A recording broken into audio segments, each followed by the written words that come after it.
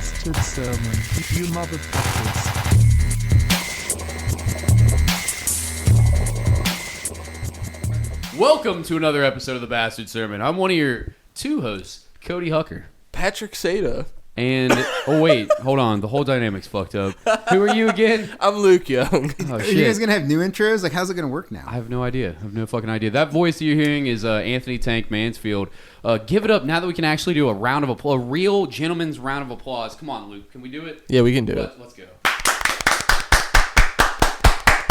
God damn, doesn't that feel good? Doesn't it feel good to be in a room doing the Bastard Sermon, not in a fucking basement all by ourselves? Yes. Recording this horse shit on Zoom. Oh, it feels so much fucking better. Thank you, Mansfield, so much. I just recorded an episode of What Are You Into? That's what it's called, right? What You Into. Go and check it out. I can only find it on Spotify. Is there other places that you can get your podcast? Yeah, it's on iTunes now. Yeah, now it's on Google and on iTunes. So pretty much any place you want to find it. I'll check on Stitcher. I'll see if we're on there. But yeah, go out and listen to it. The podcast is about, I bring on people.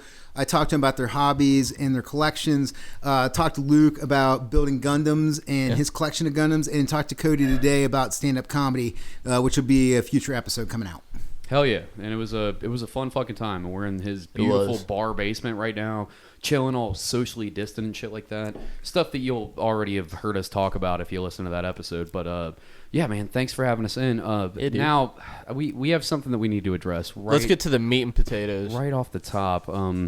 Now, I know that we've made a lot of jokes whenever Pat wasn't here. A lot of, jokes, and this isn't He actually... really is this dead isn't this the time. time. No, this isn't the time for jokes, Luke, because we've made so many jokes about him being dead, and I felt bad about it today. I did. I felt genuinely upset because, the last time that he died, he spontaneously combusted of AIDS, and, we thought that was hilarious. See, Luke can't even stop laughing, even though this is a very sad moment for the Bastard Sermon now. His family actually asked us not to talk about the circumstances of his death, but this being the Bastard Sermon, we have to. I mean, I'm sorry, Pat's dad and fucking cousins and Rachel, but this is genuinely hard for me to talk. Are you worked up at all? Yeah. I mean, the circumstances of it are kind of groundbreaking. It's so I'm sorry, guys. So Patrick unfortunately did leave the earth 4:45 a.m. on Saturday, March 31st. And he tragically committed suicide on another man's erection. And it was rough. It was rough to lose him that way.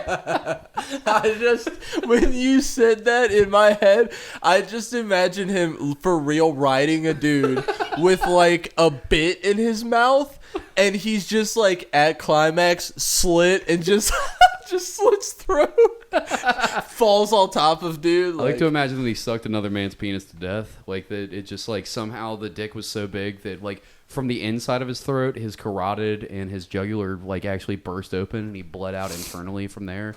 But he was so into it all the way until the last minute. He was gagging on that dick to death. No, he was. I heard he was deep throating it, and because it was in there. Was so it just long. one penis? Because I actually heard that it was several. I heard it was 3 penises. It was 3 of them, Yeah, and because there was so many, and right. the pressure, it the blood in the heads built up, and it corked the back of his throat, so they couldn't yank the dicks out. So he just all finished. But he was so instead. committed that he kept going until they Right. because he's a trooper through and through. And all 3 men simultaneously ejaculated into his mouth. Patrick Seda died with 3 cocks and a belly full of jizz. And it's hard for us to. And I'm sorry, Rachel and his family, for us spilling the beans on his Putting death. that out there.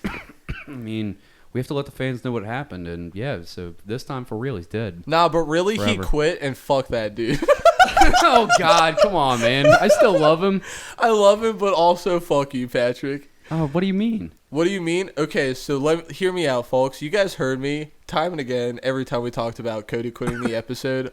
Every time we recorded and we brought it up, I said it. I hated the way he did it. I wish he could have done it. What about how I did it?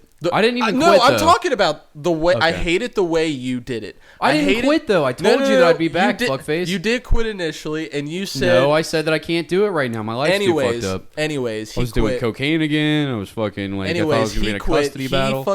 He sent us a message. He quit, And then 30 minutes later, while Patrick and I are at work, he makes a Facebook post.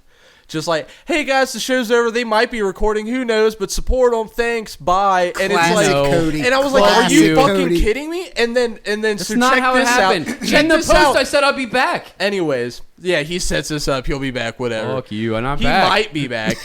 Now And it's so- Freckles and Fatty. And so Patrick, he's like, you know what? I'd never do that. You know what he does? He messages us that he's quitting, and 30 minutes later makes a Facebook post and then leaves the group chat like some snake, like he's trying to hide something. Excuse me? I got no information from this dude. And now he's on Snapchat posting microphones. Get like- off that mic. like- You're on a hot mic. Step back just a bit. Keep going with the energy. I'm sorry. Now he's on Snapchat posting new projects and a microphone. Just tell us you wanted to do music and you're backing out, dude. Be real with me. Why'd you have to just quit like that, like a mark, the same way Cody did? And Cody is the markest of marks. And then you just leave the group chat like that, like in 15 minutes after quitting. And Get you away don't- from the mic. And you give no explanation. Get away from the mic, you I'm fucking loud heated. fuck. I'm heated. God damn. You told me to scoot up before we recorded. I didn't realize that when we did a loud check, you were like, "I'll never be as loud as Cody just did." Is in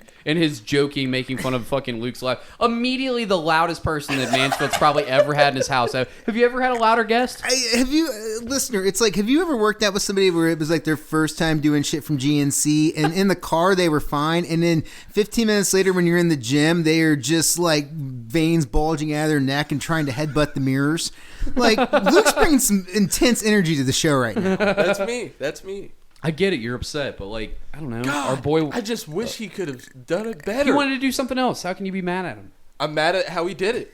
What do you mean? How else is he gonna do it? He had to just quit. Yeah, at some point you got to break up. I want an Yeah, explanation. I want Why? explanations. What is it gonna do? We're either gonna keep doing the show, or we're not gonna keep doing it, and we decided we're gonna keep doing it. So like, what is the bad side of it? Like, I think that he quit because we fuck with him too much. If I'm being real, we've never talked to him about it. Like, we haven't had any conversation. Me and you haven't had any conversation. Not once since he left. I genuinely feel like I talked about it on What You Into. I think that he quit because we fuck with him too much, and it's not fun for him anymore. Because here's what Quit being a bitch. I have a theory. No, I have a theory. Like, he doesn't. It used to be fun for him because he was fucking with you, like you were the punching bag, and then you figured out a personality on the show. And now he doesn't, like, the dynamic changed where me and him, or me and you now fuck with him instead of me and him fuck with you. And it's like, every once in a while you guys break my balls, but it's the same, like, oh, you're an alcoholic. Yeah, I know. I told you guys that. It's the reason you have that fucking ammunition. But now me and you gang up on him almost every episode and shut him down because he does say genuinely stupid shit a Yeah, lot. he's a fucking target, and I want to continue that by mentioning fucking What You Into, his episode with Mansfield, dude. That was the fucking most hair-pulling interview I had ever listened to. Pull away from the mic! Son of a bitch! Dude, God damn it, was Luke! Sit back in your chair, you're too loud. Keep going. It was the most hair-pulling interview I had to ever drink fucking more whiskey. listened This is to. exhausting. Dude, he was like, listeners, go listen to What You Into, subscribe, follow. He needs Fucking it too. give You it a need follow on any and every sound platform. And listen to it and just get angry with me. Because, like, there's a specific conversation. I'm going to talk about it Last of Us 2. I'm going to back away because I was getting prepared If to you get back a little away, loud. stay loud though. Don't back away and get quiet, you fuck. So, Keep with that GNC energy where you're butting fucking mirrors with your head. Come on, man. So he starts talking about The Last of Us 2, and Mansfield's like, so what'd you think of it, man? There was like a lot of controversy and all this stuff. He was like, man, fuck all those people that didn't like it. I thought it was a good game. I liked Abby. I liked this. It was a good time. And then Mansfield was like, you know what? I didn't like it. I didn't like that. I liked Joel. I wish there was more Joel time. I didn't like Abby. And he's like, yeah, I wish there was more Joel time. I didn't like Abby either. I'm like, He you immediately fucking- waffles. You motherfucker! You piece of shit! Do you have no backbone? Like, there was not enough time in between what you first said and what you're saying now for people to forget that you just waffled. Like, you need to have some sort of stance and not budge. You fucking chicken nugget, dude. For the record, I did say I do like Abby, but I just wish she would have been like DLC. Yeah, Yeah, because optional shit that nobody had to pay for because no one gave a fuck. Yeah, like I just wanted more Joel time. And he could have whatever happens with Joel happened with Joel. And I love being with Ellie. And but I don't need the way the game is split. That's the one thing that bugs me about it is the structure of the game. Like I still like playing it, but it's just I got some issues. Still a great game, but I got issues. I think Luke's saying though that he doesn't care what anybody's like point of view is on it, as long as like if you have a point of view, stay with your point of view. Don't it's okay to I changed my point of view with Luke on something on what's the shitty fucking Star Wars movie? Star Wars Rogue One. Rogue One. So I liked it. He didn't like it. We talked about it for a while, and after a good long discussion, I did change my mind. But he's saying like he was like, yeah, I don't know, fuck everybody that didn't like it. Then you were like, I don't know, man, I didn't like it. He was like, you're right, I don't like it either. Like immediately. If quit doing that, if Pat. I'm in a circle of friends and a topic's brought up, like I like steak, and This they're is like, why- and everyone's like, and this guy's like, I hate steak, but everyone around him is like, I fucking love steak, and he's like, I love steak. That dude is gonna be my target for the rest of the time until he leaves. I can't stand people you're like a prick, that. Luke. Oh well. Oh well. I love you for it. Just I'm a prick too.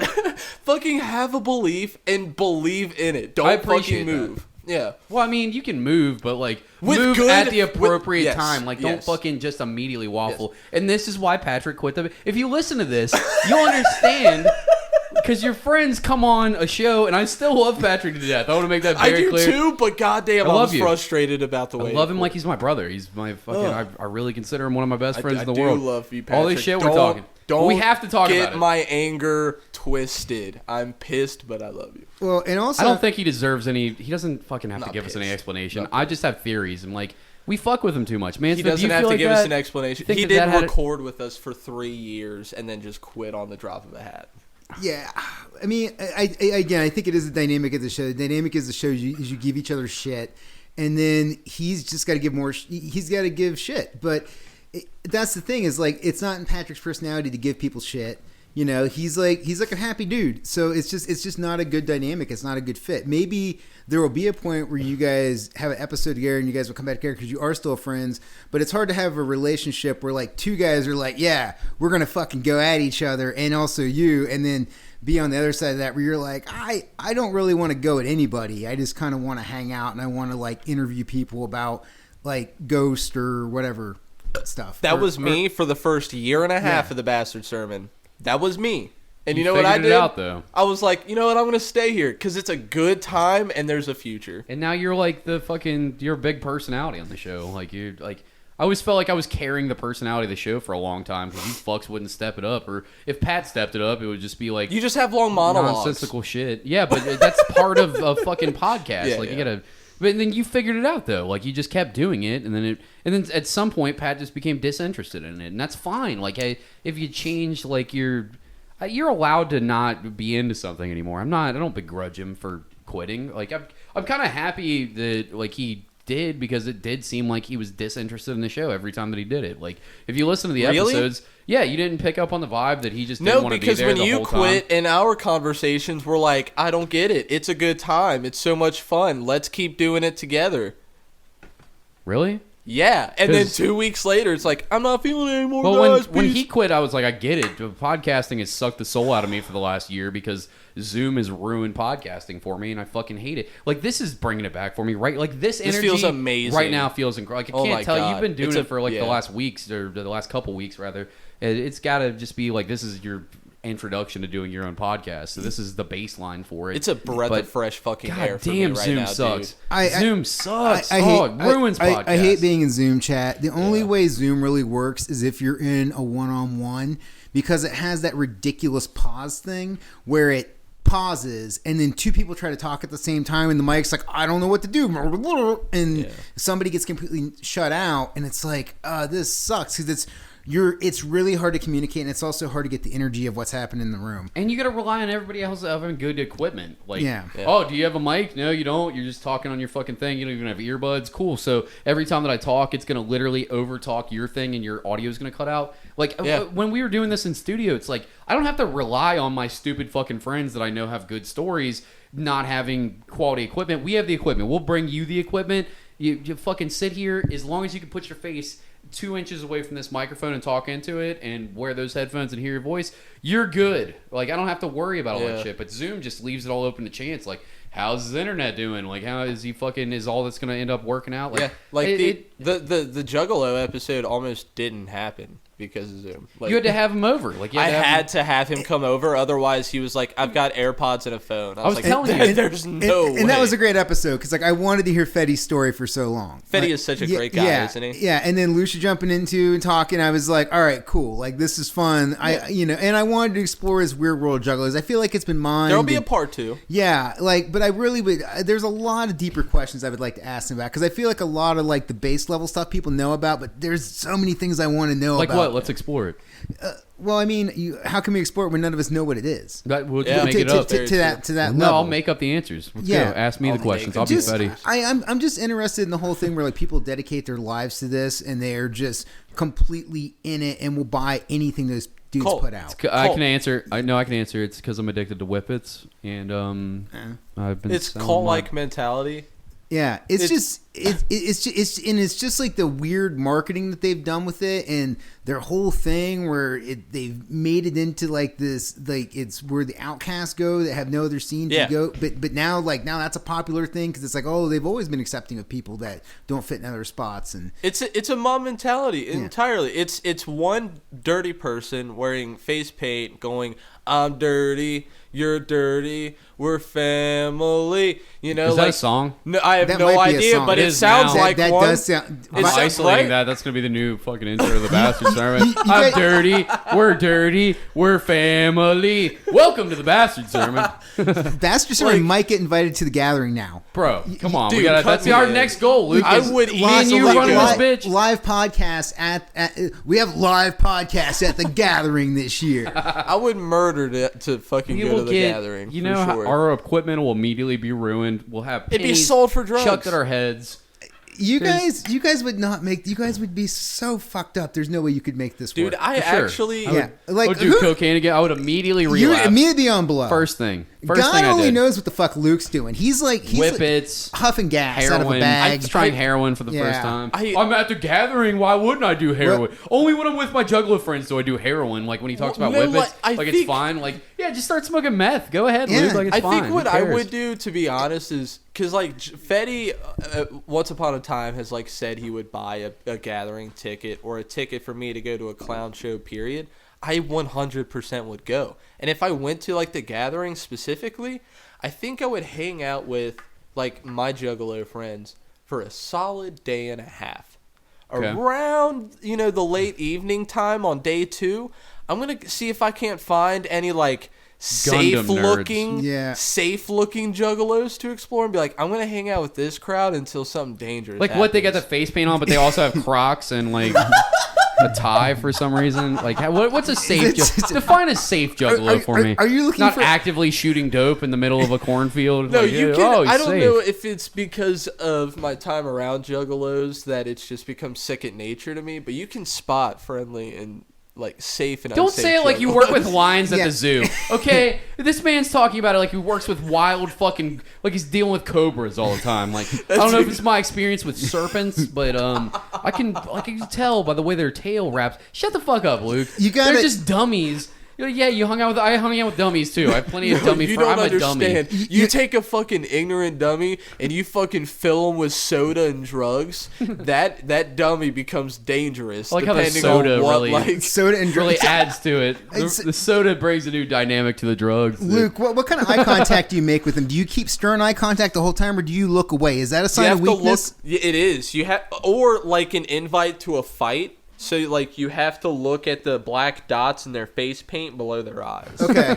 Yeah. good to know if everyone went out in the wild and Yeah. know what to do. Typically, What if their they're spider like, threads start standing on end? At the Yeah, back of is their that neck? a What do you bad do? sign? What do Oh, do you then? run away. And if you see You them offer take, them a balloon full of nitrous. if you see them take off slowly- their ICP, you keep your palm flat when you offer it to them, though. That way, that if they, They know you're a friend. yeah, well, If they Let 'em take off sniff. their ICP jersey, then you need to run as fast as you can. oh no, he's taking off his fucking. Yeah, because then they're about to start farting in their armpits, and then like a herd of them will gather to beat your ass. Yeah, that's their call. They just start like armpit farting. Yeah. And the jugglers start popping up out of the woodwork. Luke, I'm glad you're the Steve Irwin of Juggalos and you've blessed us with this knowledge so that if we're ever in a situation like this, we're prepared. You're welcome. Yeah, me too, Luke. I really appreciate that. You never know when you're going to get trampled by a Juggalo herd. All right, well, I think the moral of this story is fuck Patrick. And hope he dies of AIDS. I do got to say something past defense, though. How are you guys going to do the business side without him? Because when it came to planning like Bastard Fest and stuff, he was the one I was working with. You guys were like, I don't know, jerking off in a corner somewhere. Well, that part sucks. So I don't period, care about that part of it. Luke's gonna either have to nut up or shut up, or that's never gonna happen ever again. No. I enjoy doing this part of the podcast, dicking around, hanging out in a basement, chilling, getting drunk, having fun. I don't know how Luke feels about it, but if he wants to do that shit, you're gonna have to nut up or shut up, buddy. Like I don't give a fuck. I do. It was just that at the time, like full transparency to like listeners and everything, like on a very not nothing dark or fucked up, but on a personal like level. At that time, I was murdering hookers for 2 years. I was killing a manager at a eating Cinemark. them. I was a manager at a Cinemark, and it was because I had lost my really good, dependable job prior, and I had to take that job, like a Cinemark theater entry-level job, immediately because I needed something. And then a month into the job, I was going to leave to go to this higher-paying warehouse. Bro, do you want a hug? Oh, you had a job? Man, Oh, dude, God, I feel I hate bad. you. I feel so bad for you. And then they you hear offered this me man's them. tragic story? Like, I had to work at a theater for Jesus like Christ, 6 shut months. up. Let me get to the point, you fat fuck. So anyways, I gotta see. I gotta see a lot of free movies. I got promoted. Yeah, I got to see all the free movies that I wanted. I'm the biggest nerd I worked that like anyone 50 knows. hours a week. It was miserable. You're the new Pat, dude. We're gonna fucking tear you down. But I worked there for 2 years as a manager, and my schedule was never consistent. Stop just week telling by him. I week. want to hear the story too. Look, eye contact with all the room, buddy. Well, I like looking at men, not bitches. Oh, yeah, because you want to suck cock all the time. Yeah, I get it. Yeah, I understand. Oh, so you're homophobic. I mean, Keep digging your hole, bitch. So fucking anyways. Dude, okay. only if it's hilarious. All right. Only homophobic if it's hilarious. Can we put a pin in this lover's coil for a second? Yeah. Back to you in this My fucking thing. schedule was irregular. That's why I couldn't come to the meetings and help. That's why. Okay, you had a regular schedule, but Sorry, another Luke. thing here, you were managing a movie theater. That sounds fucking awful. It was terrible. Yeah, because like you're dealing with either worst high people in schoolers. society? Yeah. Especially since it was in Norwood. Oh man. Yeah, it was terrible because the community around Norwood, fuck you. If you're from Norwood, fuck you. You're probably a bitch, and so is someone who you know that lives in there. I hate you. So, anyways, Lucas just put the whole neighborhood of Norwood on. it was the in block. Norwood. God damn, Luke. It was, dude. They were the worst. Every time I told anyone to Get away from the microphone. anytime I told anyone to shut up or be a little bit quiet in the theater. Oh, you're just they're in like, there casually telling people to shut up, and like, for I'm some reason just they didn't respect fucking- my Oh authority. my god, I'm gonna rip my balls off, dude. Not mine, your own. No, in, out of in frustration. protest, I'm gonna rope my own balls off. So like Sorry, keep every going. time you fucking go into a theater to tell someone to like quiet down, they're like, "Why are you disrespecting me so loud in front of everybody? You racist!" And then they get a free movie, and you get called racist in front of everybody. And then, unless you bring a black backup manager who knows the whole deal, so they can be your safety net. Why is it gotta be a black backup manager? Luke? Why can't it be a Chinese believe me, manager? They understand. Why can't I'm just saying? Why can't But it it be was a Chinese terrible. manager? No, it was terrible. You also had to like stay there like until 3 a.m. because sometimes because movies aren't on reel anymore, it's all digital. So they'll send it to your theater late as fuck, and you gotta watch it from start to finish to make sure there's no like rips or blurs and the quality is good for the public.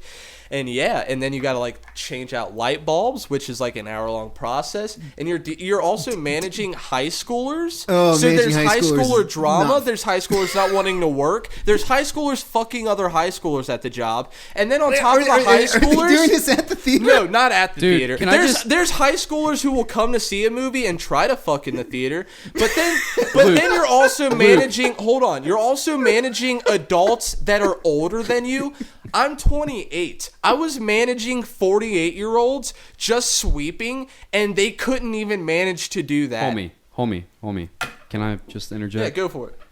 What part of any of this? You're just describing working a job. What part of any of this describes why you were in such a bad life position that you couldn't help with Bastard Fest? Because you were making the most emphatic point about why you couldn't help with Bastard Yeah, Fest at because all, the and it was you're just describing working at any shitty job. Yeah. You worked a shitty job, so you. Well, no, because I'm a manager, and the schedule is irregular, and I can't just request stuff on a week's whim. My manager was a cunt. She couldn't even fire me face to face. I had to call her while I was at work and ask her why I wasn't on the schedule. Oh God.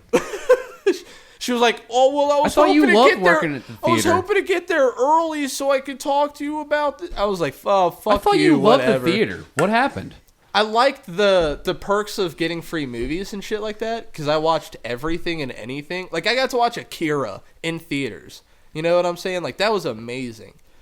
But This makes total sense why this thing didn't work, because he loves the theater. He thought he was going to be managing, like, West Side Story and some shit like that because of Luke's deep love for the thespians and the arts. But no, he was running a fucking Cinemark and it had a slew of problems. Okay, now it makes sense. Dude, All right, it now sucked. I get it, Luke. It sucked. But what part of that kept you from being a manager at a movie theater? Like, I feel like being a manager at a movie theater is the lowest rung of managerial. It really is. Next to being a Dollar really General is. manager, which I also did. I'm not shitting on you for what you did. I was But- an art store manager at one point. It's pretty low on the totem pole. Yeah, I mean, what part of that, would any of that have prevented you from Well, doing obviously it's your- low. I got the your podcast manager dreams, position in a Mansfield? month. Well, I think there is depression that comes along with those jobs, though, man. Because like I remember like being stuck in shit like that. I'm just like, I suck. I'm yeah. just gonna say that's why I didn't help. Just say that you suck too. Why do you gotta fucking throw your job into it? Well, because I mean, it did. That was, I mean, it was for real the entire reason why I couldn't make it to the meetings and stuff like that. Like Fair enough. it legit was. It really was. But now I work a Monday to Friday. I'm off at 3:30, so I you're mean, gonna I be can able to do do the- whatever I want. I'm off on weekends. Back to his so- question though, are you gonna be able to hold the business side of the bastard sermon down? Because I'm telling you I now, don't- I can't. I don't give a fuck. I can try sending out emails and stuff like that, but I'm not a Patrick who gets in my hipster clothes Neither am and I. just walks around North Side and just like, I'm gonna go into this panini shop and just like, hey, you guys want to sponsor a podcast? Like that's just not me, you know? Like, yeah, hey, we got a I'm new in sponsor. my way too long sweater that's been Right, knitted. like, hey, we got a new sponsor. It's a panini shop. Are they awesome? I don't know. I just asked them, and now they I don't pay know. I us was just wearing- $20 a month. I was just wearing Sperry's and non-prescription glasses that I don't even need to wear, and like they said yeah.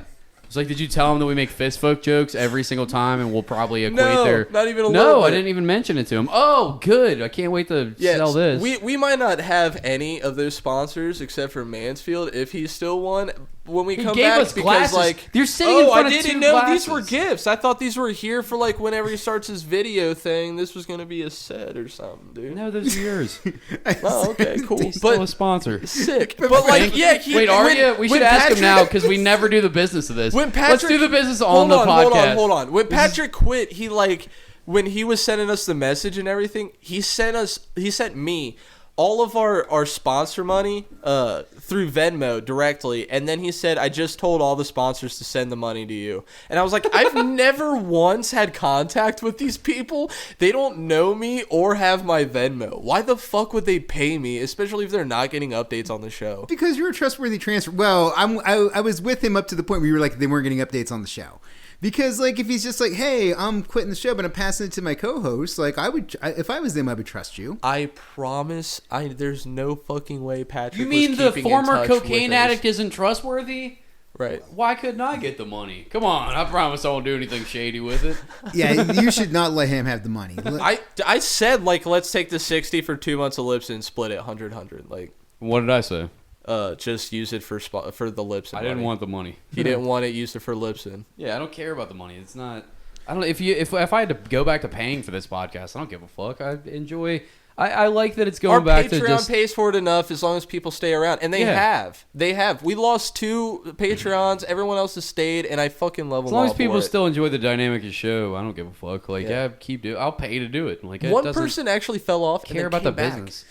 Everybody has a podcast now. It's so oversaturated. No one gives a fuck. Like, Yeah, but you don't we're care. You got a original. podcast. Like, we're doing all right. But like, I just want to go back to having fun. Really, is my idea. Like, it just seemed too business-like sometimes. With, I mean, not it's gonna come across. If Pat listens to this, I'm sorry, but I'm a lot not. of times he made it real businessy, and fucking some of the guests that he brought on kind of just sucked dick. Like, they just had nothing to offer other than they did something that was cool. That's only cool on its own standout shit, and they're not cool people to talk to. Like, I feel like we could actually offer guests that either offer a guest that's entertaining, or just me and you talk, and we'll make that entertaining. Yeah. I don't know. It's almost better the less people that you have stirring the pot, and the less people seasoning the pot, because then you can kind of have more control over the entire thing.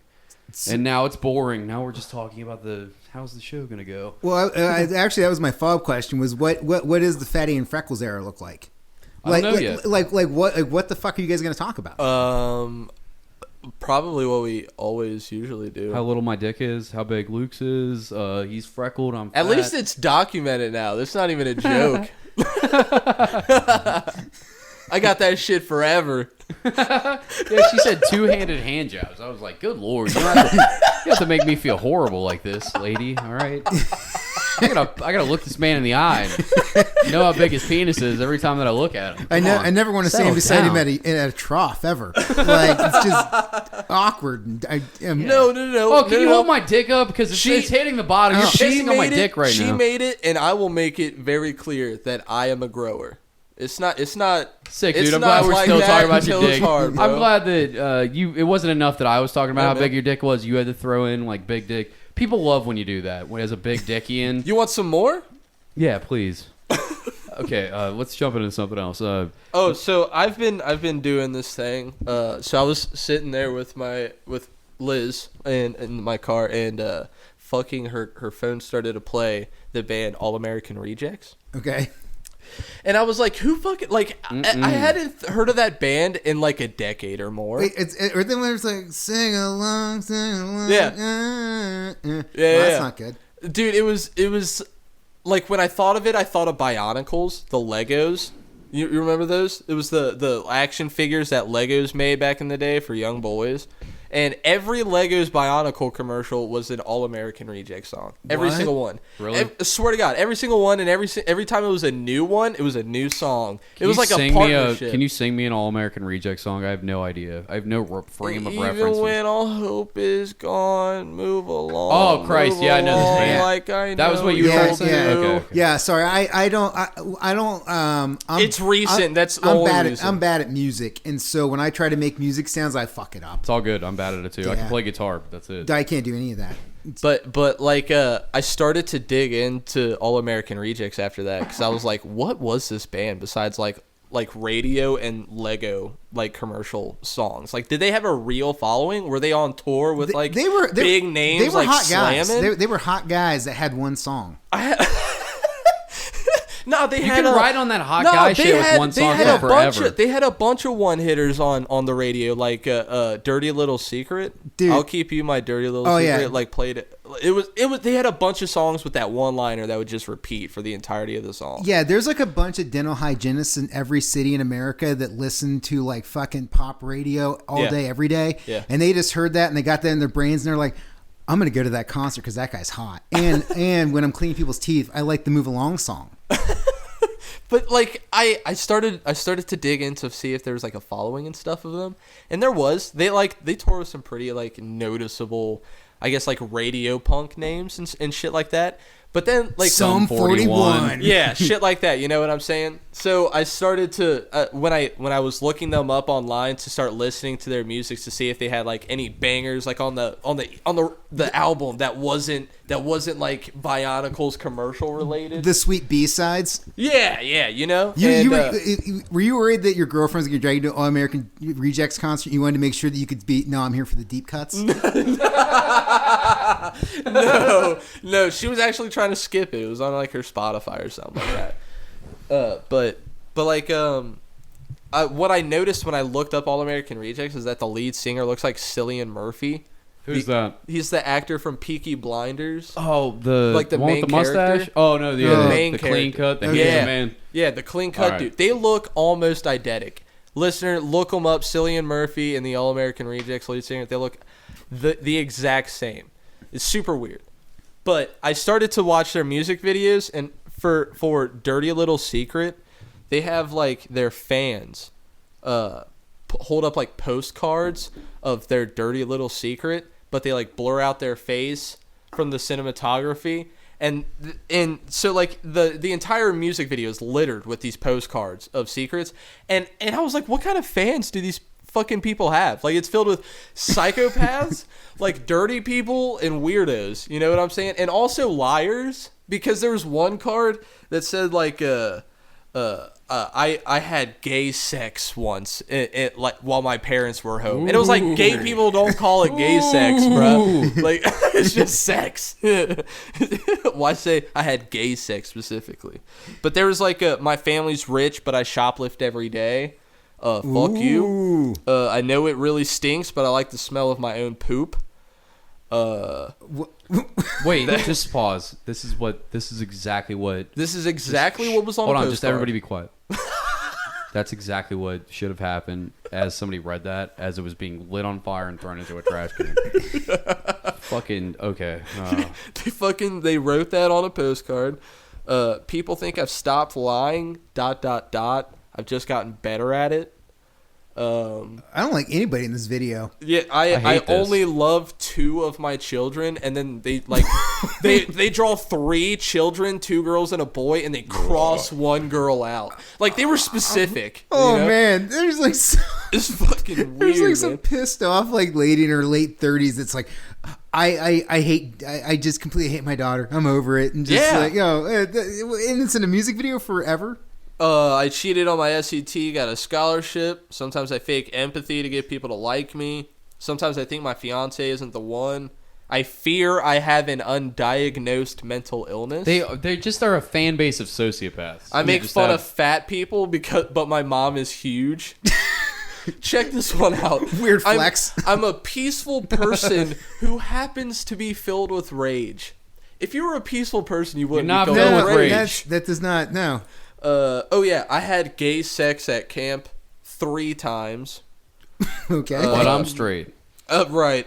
I waste office supplies because I hate my boss. Yeah, me too. That's why I made out with all those guys, because I'm so straight. Dude, All American Rejects is weird. I think they fell out because their fan base is full of murderers and dirty people. What would be your guys' dirty secrets you'd write on the signs? Oh, Jesus Christ. The getting head in a Taco Bell parking lot when I fucking look over and it's like, oh no, they're looking.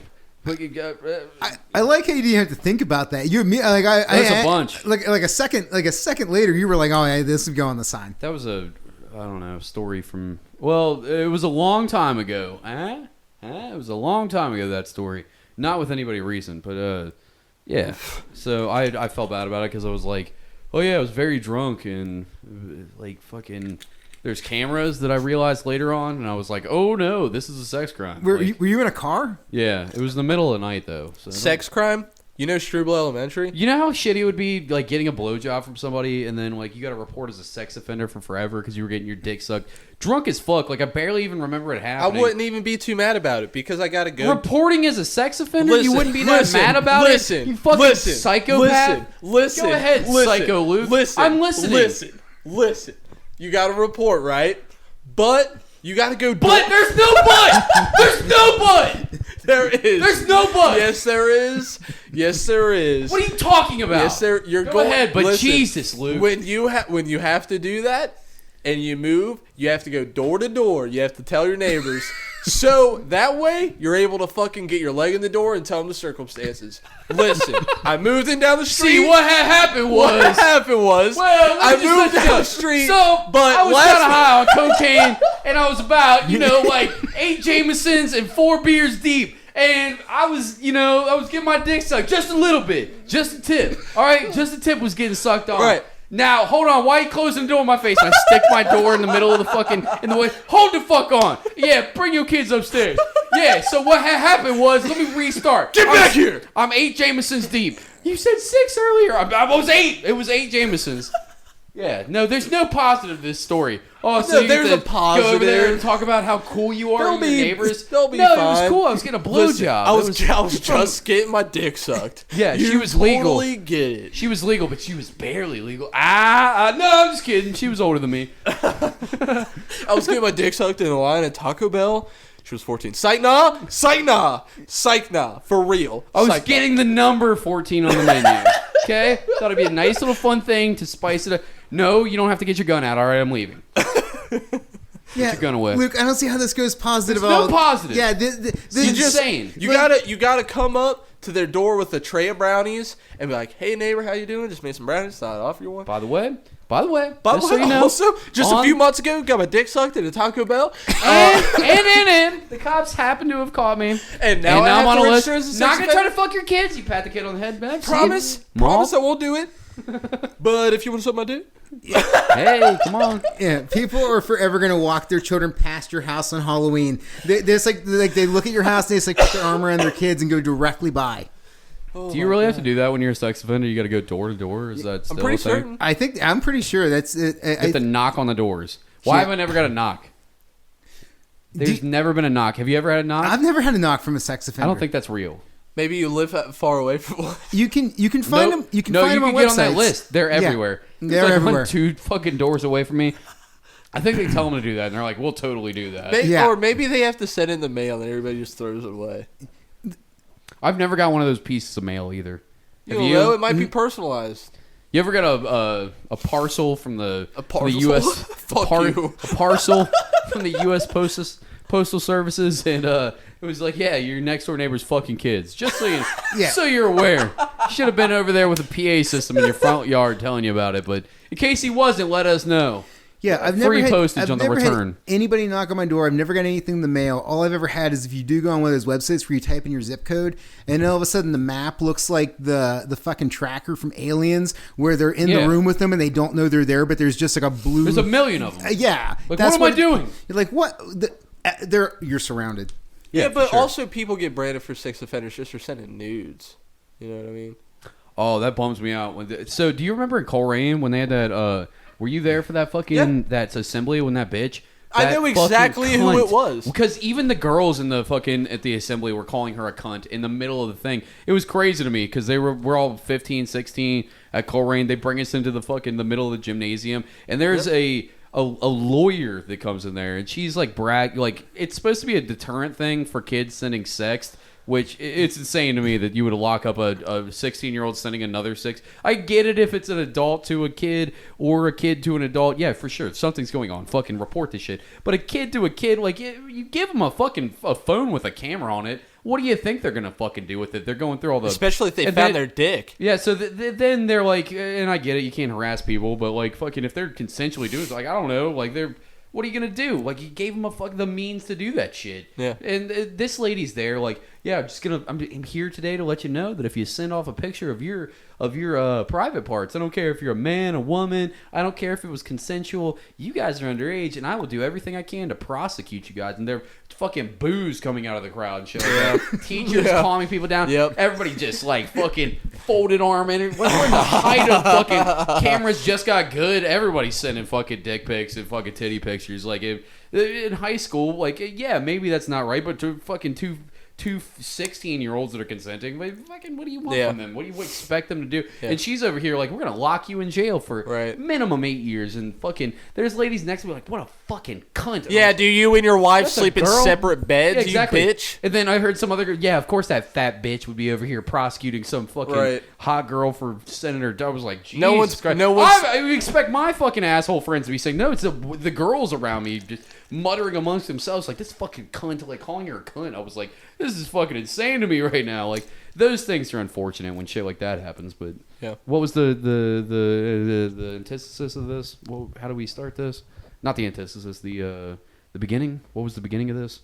Why did I bring that up? I think because we were talking about American Rejects, and then that turned into... yeah, that's immediately turned into a conversation about sex offenders. Yeah, so the moral of the story is don't listen to American Rejects. Fans. Yeah, it was their shitty fans. Yeah, that's how we got to it. Yeah, but no. There was something after you were talking about the going door to door with the sex offenders and shit like that. It doesn't matter. Who gives a fuck? And that's a recap of the past 20 minutes of the show. Essentially, yeah. Yeah, here we are.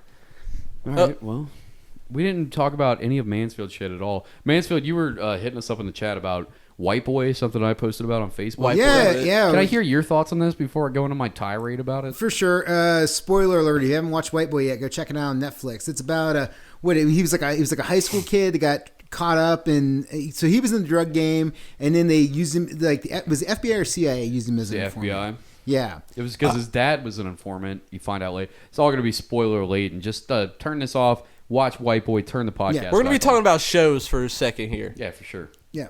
We got like 15 minutes left, so we'll get into White Boy and then we'll do the Patreon. So yeah, man, it's just a story of this kid that's a drug dealer, and he ends up getting used as an informant, and then you think they're going to cut him loose. He then turns into an even bigger drug dealer. He gets shot. Yeah, he gets shot, and then they tell him like, no, go ahead and fucking like if we take you out right now, they shot you because they thought you were a snitch. Now we're gonna take you. If we take you out, for sure they're gonna know you're a snitch. But if you come back and you don't fucking say anything, the police recommended to him on the FBI's recommendation. He doesn't say anything. He's 16, got shot in the gut, and he's working for the Curry brothers, which at the time on the east side of the United States, the Curry brothers were one of the biggest like fucking criminal gangs that were selling crack cocaine in the 80s at the time in Detroit, and they were. He was a part of their enterprise or whatever. So he gets shot. They tell him not to say anything, not to press charges, not to do anything.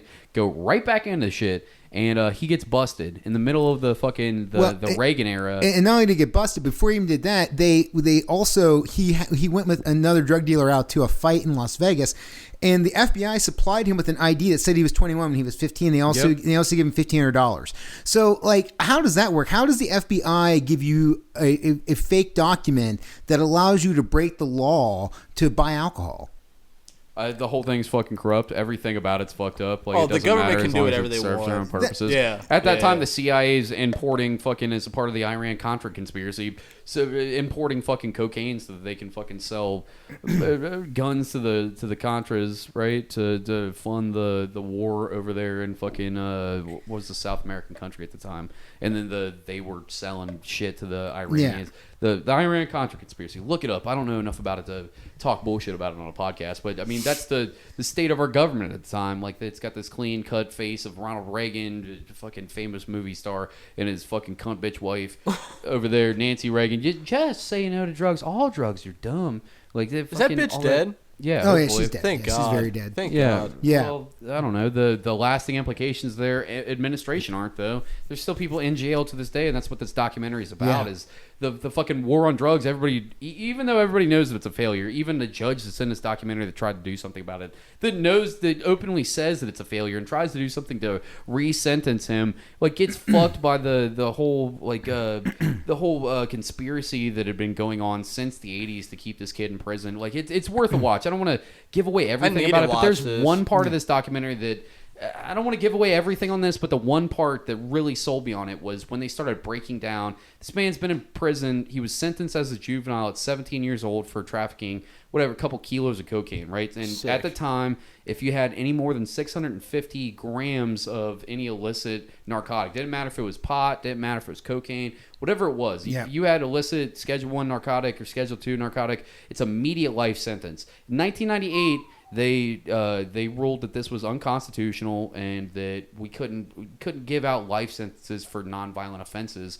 This kid, and I think it was 1989, 1988, was at 17 years old, convicted on this life sentence, charged as an adult, as a juvenile, was given a life sentence for trafficking over 650 grams of cocaine. The media painted him as a kingpin, as a 17-year-old kingpin within this Curry this Curry brothers gang operation. This whole thing gets crazy too. I guess. Who in their right mind would believe that though? So there's all kinds of dynamics going on in this whole thing. Yeah, making numbers. And like the mayor's in on it and shit. There was Eddie Murphy's boss in Beverly Hills Cop, Gil Hill. Gil Hill. Yeah, he is actually a real cop in real life. He wasn't just like in that movie a cop. He was a Detroit police homicide officer detective that was going to be the mayor of Detroit that was kind of fucked up by this whole thing. And he went out of his way to make sure that this kid stayed in jail. This kid does 29 years in prison up to 2016. Then they start at the end of the documentary breaking down the one of the Curry brothers is in the thing. He was like, man, if I had to rank him on levels of drug dealer, he would be about if I'm going to rank myself, I'm a 10 out of 10.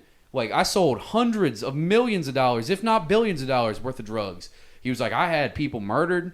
I talked about all this in court. All this. I worked with the FBI. That's why I got out early. And he was like, I did 12 years in jail. Then they cut to another guy, and he was just like, this guy gets, they start breaking down all these people. This guy gets fucking 12 years. He murdered 3 people. He sold X amount of kilos of cocaine, did all this crazy shit. This guy's the head of this this drug cartel, fucking 10 years in jail. Like, and then they're doing an interview throughout the entire documentary with this guy, this big ass fucking black dude, like bald head. You think that they're doing an interview in jail the whole time. There's a white brick wall behind him, and he's got prison garb on. They cut to him throughout. He's talking about all the people that he murdered, execution style. And he's also super fucked up. Like, he's scarred all over his body where he's been, like, shot with, like, shotguns and shit. He takes his prison garb off, right? And he's like, hey, if you want to be killing people, this is what you get into. And the camera goes down, and his fucking, like, his guts are all fucked up and all these scars. And he's like, yeah, I can't even lift my arm past this because my triceps gone. And then he's like, this is where I got surgery, where this muscle got removed, got stabbed in the kidneys. This is a shotgun blast. Like, this shit is from a 22. Yeah. Like, all this crazy shit. And then, like, it cuts. They do more of the documentary. Then they get to the part where they're talking about all that shit. And then they go back to him. And then he's got his shirt off still. Like, they just kept doing the documentary. And then he was like, oh, and by the way. And he grabs, like, a trash bag or a Kroger's bag or some shit. And he pulls out a shirt. He puts on a regular-ass shirt. And you're like, what? And the camera pans out. They're in a basement. And he was like, I did 17 years. I murdered 30 people. I talked about it in open court. He was like, they already know about all this. Like, this, I've already done my time. I'm out of jail. And white boy Rick is still in jail right now for 29 years. He was like, I was hired by a cop to assassinate him. I had the scope right because they were talking earlier in the documentary about how he was going to assassinate him on trial for snitching. And he hadn't even snitched. Like, they just assumed that he was gonna. So he's sitting there with the scope waiting to kill him, and they pulled him in an undercover garage. And he was like, I know the name of that officer, and he's still alive. If these motherfuckers don't let this man out of jail soon, I'm just gonna start telling names. And then he was just like, and he gets out. He's like, man, I know I'm going to fucking hell for all the violence that I've caused in my entire life, but this man, he didn't even do anything. He was a child. Like, this whole fucking thing. Your blood will be boiling by the end of this fucking documentary. Like, all this shit that they goes through, like, it was... Is he still in? No, so they fucked him over. So he heard about some scam when he was in jail that I don't even know if he knew it was a scam or even if he did. Fucking dude's in jail for life where his mom could get a car. Yeah. Go ahead. And while he was in jail, like, he was a model prisoner. Like, he didn't, like, have, like, any conflict with the staff. He didn't have any conflict with, like, the other prisoners.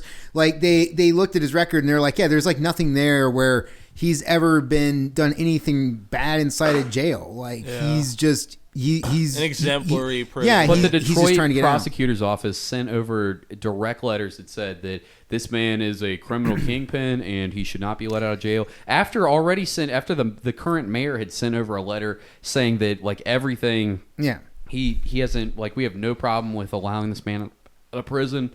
And then the office sends over another letter later on saying, like, we retract our previous statement. This man is a danger to society. We can't let him out of prison. And then the mayor, when they ask him about it, he's like, I don't remember signing that. And he's like, your name's here. But then the deputy assistant of the DA office's signature is right underneath that. Turns out that he's connected to that Gale Hill guy who got fucked over by this Operation Backbone that they had uncovered a bunch of Detroit police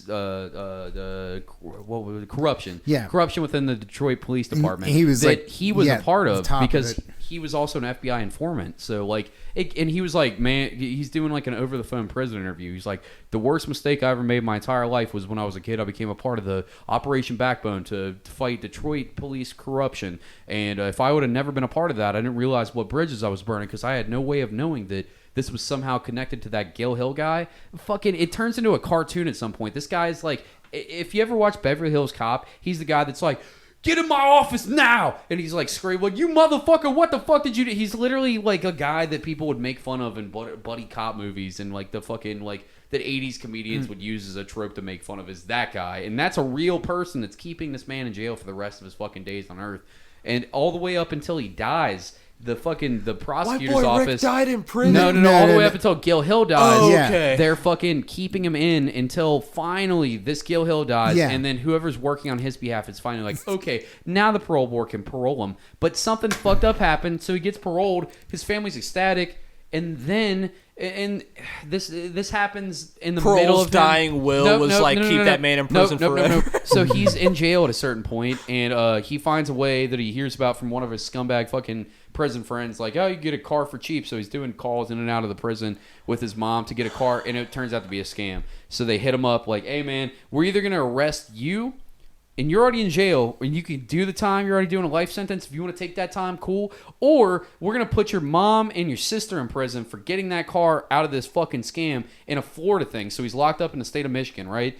And it's a Florida thing that they got the car through, the little scam thing that they didn't know was a scam, allegedly. I don't fucking know what they knew or didn't know, but who gives a fuck? This man's locked up for fucking forever, can't support his family. I don't care if it was a scam. Fuck those fucks. But point is, they give him 5 years. And they a bunch of people. 5 years? So wait a second. So in the state of Florida, any other time, all these legal experts are on the fucking thing saying, like, normally that if you got a life sentence and you're given an extra 5, 25, whatever it is, it would be served concurrently. In other words, your time that you're serving is also the time for your other sentences because you have a life sentence. So it wouldn't be a consecutive sentence, meaning consecutive would be like you do your life sentence, which could be 25 to life until you're paroled, and then consecutively you serve the next sentence. 99.9% of the time, they said in the documentary, not my numbers, but the guy that was talking, the legal expert, said that 99.9% of the time in cases like this, it would be served concurrently. They gave it to this man consecutively. So he gets out at the end of the documentary,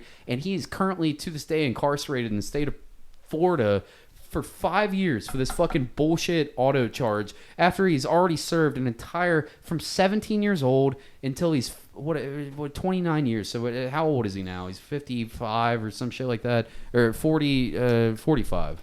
45? Yeah, I mean, he's lost like his entire 20s and 30s. Lost everything. Like, He lost his life. He Fuck watched those his people. dad died while he was in prison. They wouldn't Yeah. let him. They said that it was too much of a security risk to go out and see his dad. His mom's about to die. He was like, man, all I want to do is spread my dad's ashes somewhere. And like you're like, I'm getting choked up watching. Dude, the I fucking want documentary. every Like, single person who had like a hand in keeping this man in prison.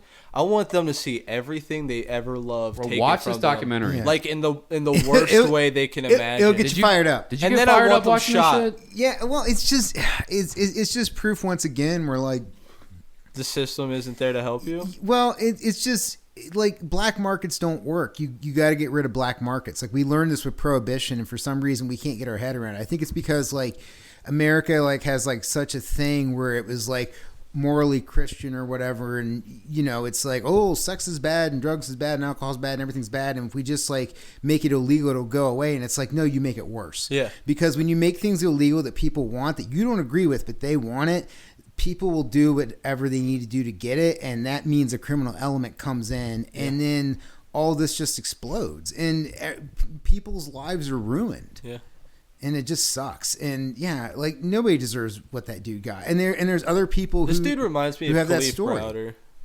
There's so many people that have the story of that guy. People Yeah. that were like poor kids in the 80s that were dealing drugs, and then they got popped up, and then they got sent to prison, and then some shit happened inside. Like maybe they had to assault somebody, maybe they had to kill somebody, and now they got tacked on for 20 years. You know, you used to lose your life, Yeah. and over what and why? Did you guys ever see the Khalif Browder documentary? Did not. Do you want to get into this on the Patreon? We got 3 Yeah. minutes left. Join us in the Patreon, guys. If you want to talk about the Cleve Browder interview. All right. This episode, as all episodes, is sponsored by our amazing host right now, the person that's let us into the house. Go and check his new podcast out, What Are You Into? It's Anthony motherfucking Tank Mansfield. Go and check his Instagram handle out. Same shit. Kneel to No One at KNEELTONOONE. Same thing for his website, just kneeltonoone.com. You can check out all of his amazing art, all of his t-shirts, his glassware. He has brand new glassware out right now. Yeah, I'm getting them up on the site this week. So Can you tell us about that since you're here right now? Tell us about these 2 beautiful glasses that are in front of us right now. Yeah, man.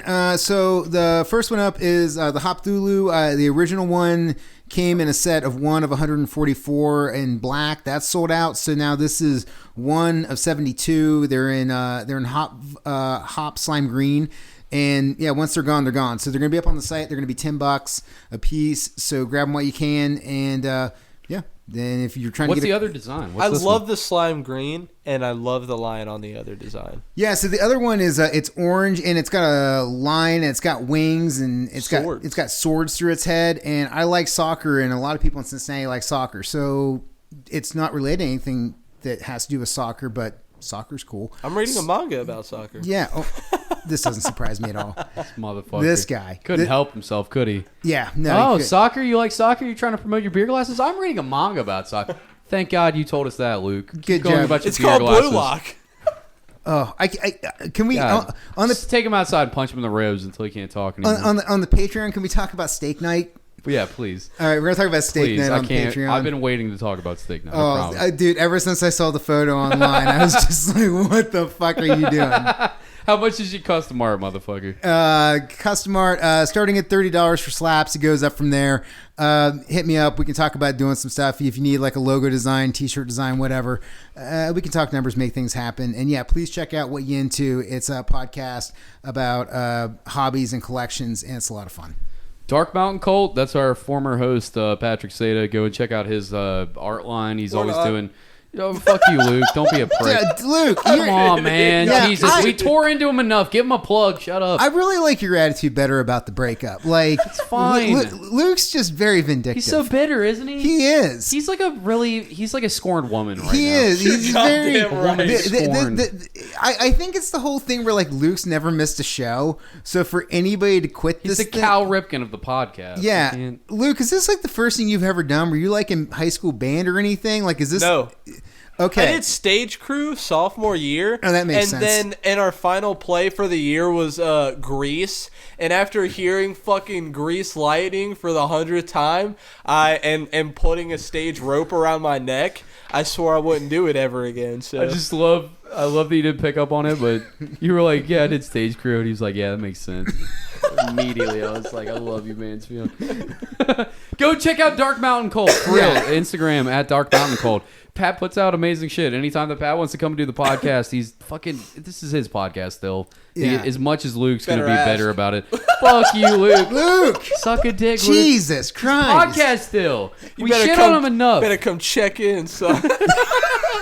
Check yourself before Luke wrecks yourself. Better Oh, that come was into this cringy. hood. You better say what's up. Oh, that was Oh cringier than man. Pat's jokes. All right, yeah, go check his shit out. He's doing a great Pokemon horror series. He just did like a Hypno. It was awesome. Yeah, it's phenomenal. Like, what was it? The Venusaur? It wasn't No, Venusaur. it was Hypno. Hypno was like was using Dream Eater. He was eating someone's What's dream the while one he with the? slept. It was awesome. Was it Venusaur though? Venusaur? Yeah, it had a Oh, bunch yeah. of people impaled on Phenomenal, the vines. and he's getting really good at like going in on Procreate and like making multiple levels of like color detail. He was doing flatter colors earlier, but now I've noticed that he's starting to add like layer after layer of like color gradients so that everything starts getting more and more 3D. I just see this thing progressing and getting better. Like he's putting it on T-shirts, he's doing designs for people, it's going on knives. Like Pat's gonna have his art everywhere soon. He's so prolific. I love you, brother. If you made it this far throughout all our shit talk, I appreciate every single second that you've spoke with us on the Bastard Sermon. I love you to death, and I'm very sorry that you don't want to do the podcast anymore, but I totally get it. Please, everybody, go and check him out still, and I hope that you come back, Patrick. I love you to death, brother. Couple little quick shout outs. Go and check out my girlfriend, Atlas Tattoo. Not just my girlfriend. Go and get a tattoo from Chrissy Ungrew. That's my lady. She makes cool fucking art. Also, Haley Christine's up at that shop. She's been on the show before. Jack Griffin Pierce is up there. Go and get a piercing. And Devin Seeley, the owner of the place, fucking Quality Tattoos. All four of them that work up there, fucking quality people, quality shop. Go and check them out. A little free plug just for me because I love those fucks. And because Chrissy's my girlfriend. Full disclosure. Can't think of anybody else that I want to shout out right this second. What You Into, of course. Luke, you got anybody? No, let's wrap it up. Mansfield, you got anybody? Yeah, Six Bomb Boards coming back this summer. If you want to draw some Fuck shit, yeah. come out and draw some shit. So, Dude, I got to get on that. I got to do that. So I'm looking for outdoor venues to start hitting up in the summer. So we're gonna be back out there. Is that you, Jamie, Justin 3000? Yeah. Eamon? Eamon Hill, fucking yeah. Grizzly artist, Danny Gamble. Danny's going to be a part of it? Dude, anything where like Danny gets to compete with people and draw some shit, Oh, you know he's gonna be smoke there. you guys. I'm sorry, but he's going to smoke you guys. That's the Danny's so crazy. But that's the fun part about hanging Danny's out the with him. craziest artist that I've ever met. All you do is just like sit there and talk with him the whole time and crack jokes, and then like he draws something and tries to make it really killer. So then like you're like, well, I can't fucking lose to you. I got to draw something killer Yeah, too. it And you steps your game up, right? Yeah, for sure. Makes you work harder. Yeah, it's a very fun. It's a very friendly competition. It's like You it's always like- do this at yeah. like beer places too, right? Like a bar or like yeah. We'll fucking- be hitting up breweries and bars and getting some other shit. I really want to try to get something going with some comic shops around here, record stores. Like, I just want to make, dude, here's the thing. I want to make art, and I want to make art accessible to people. It's not something that has to be in a fucking gallery or museum. Like, it can be out in different places, and everybody should be able to take part in it. So if you come to a Six Bomb Boards event and there's an open board, step up, draw with us. Fuck yeah. Go and check it out. Love you fucks. Thanks for listening to Fatty and Freckles, a.k.a. the Bastard Sermon. We'll get back to you later. Check out the Patreon for the rest of this conversation. Goodbye.